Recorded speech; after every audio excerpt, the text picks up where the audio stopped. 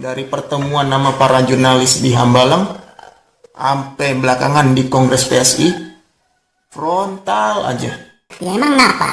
Apa masalahnya? Ya masalah lah. Elu. Kalau sama Jokowi aja lu kritis. Giliran ke Prabowo lu aman-aman aja. Terus ngapain lu ngikut Garuda Biru? Ya ikutlah, lawang Kaisang yang mau dibukain jalan. Lu milih-milih.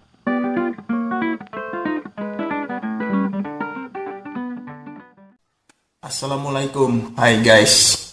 Jumpa lagi bersama gua di podcast Alisip deh. Ya, udah 3 bulan gue absen karena kendala teknis dan jadwal kerja gua yang super bikin capek. Oke guys, kali ini gue mau ngomongin isu-isu apa yang penting buat jadi perhatian kita. Apakah itu isu tentang ijazah? We walk the talk, not only talk the talk. Ya penting itu. Nggak penting. Asli kok. Alah, Apakah itu isu tentang pemakzulan? Saya pernah bicara itu masalah hilirisasi kemenyan. nggak penting.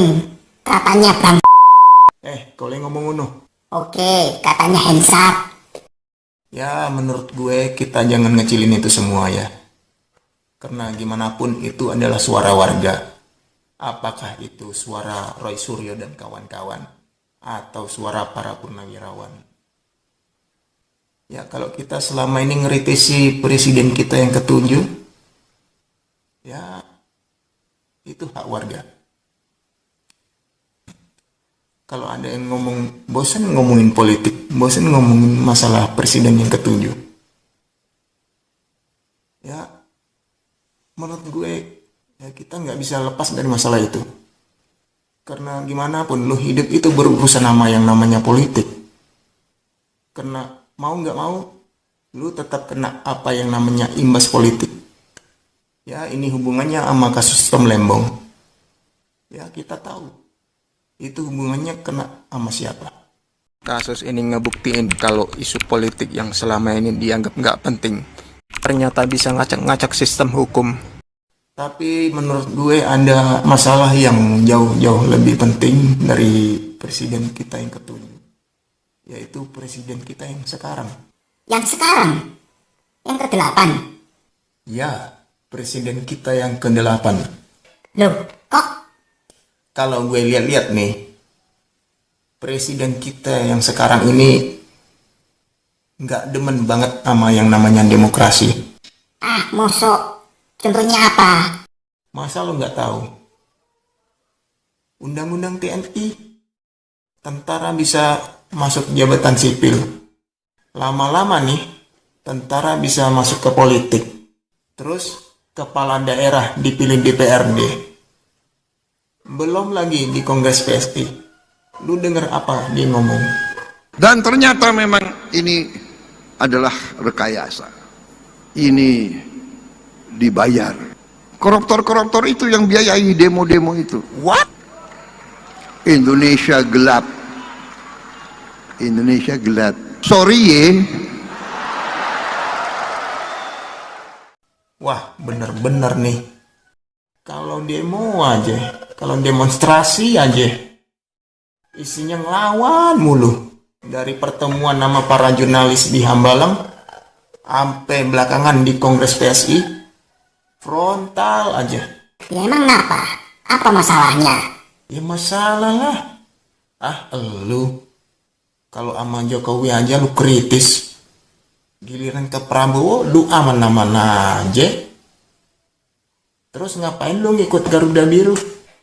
Ya ikutlah, lawang Kaisang yang mau dibukain jalan. Lu milih-milih. Giliran Prabowo aja lu tutup mata. Lu nggak tahu apa? Ini udah jalan ke pemerintahan diktator.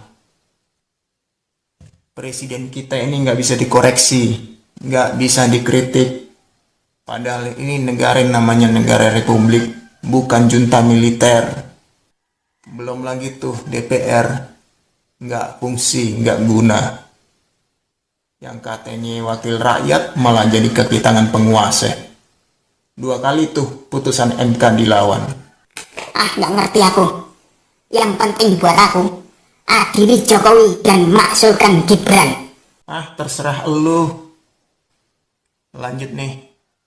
Yang namanya negara republik itu, pemerintahan kembali ke publik. Masa lu dapat jabatan dari publik, publik yang lu lawan. Lama-lama bener nih kekhawatiran gue.